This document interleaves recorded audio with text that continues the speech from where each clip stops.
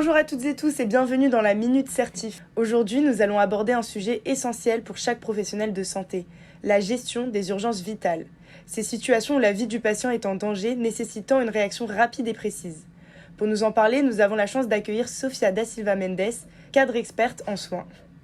Bonjour Sofia, pouvez-vous nous rappeler ce qu'est une urgence vitale et dans quelle situation elle peut survenir ?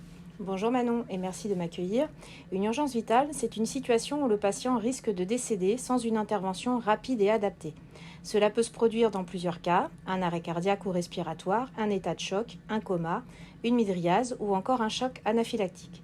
Ces situations demandent une vigilance maximale et une réactivité immédiate. Quelle est la conduite à tenir lorsque nous faisons face à une urgence vitale ? Tout d'abord, il faut demander immédiatement l'aide d'un collègue et apporter le chariot ou sac d'urgence.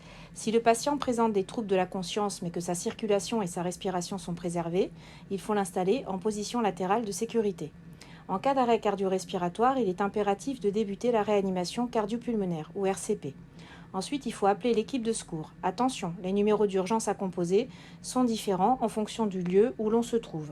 C'est le 115 pour le site principal, le 15 pour les sites annexes et le 1500 pour l'Institut Noémie de Rothschild, INR. Quelles sont les actions à mener en attendant l'arrivée de l'équipe de secours ? Il faut continuer la RCP si nécessaire. Si possible, poser une voie veineuse pour faciliter le relais des soins. Si le patient est dans une chambre double, il est recommandé de transférer le second patient dans une autre chambre pour laisser de l'espace à l'équipe de secours. À leur arrivée, l'infirmière doit transmettre toutes les informations nécessaires et suivre les consignes du médecin. Pendant ce temps, les autres professionnels doivent continuer à s'occuper des autres patients dans le service et le chariot d'urgence doit rester accessible en permanence.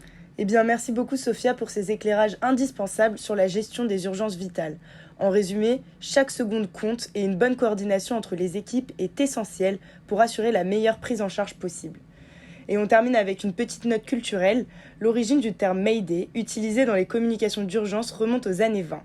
Ce mot est en fait une déformation de la phrase française « Venez m'aider » qui aurait été prononcée par un pilote français en détresse et qui fut comprise par l'opérateur anglais sous le terme Mayday.